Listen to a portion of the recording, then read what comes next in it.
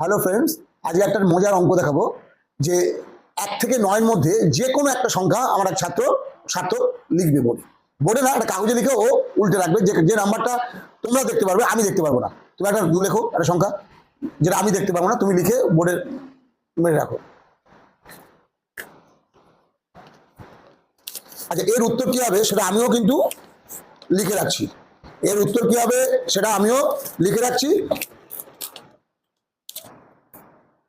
আমিও লিখে রাখলাম। এবার ও কাজটা করবে, যে সংখ্যাটা ধরেছে তাকে 2 দিয়ে গুণ করো,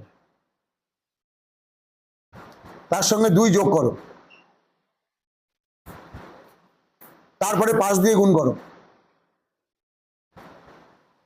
যে উত্তরটা এলো তার থেকে 4 বিয়োগ করো। এইবার তোমার যে উত্তর এলো আর আমরা যে উত্তরটা লিখে রেখেছি সেটা মিলিয়ে দেখে নাও।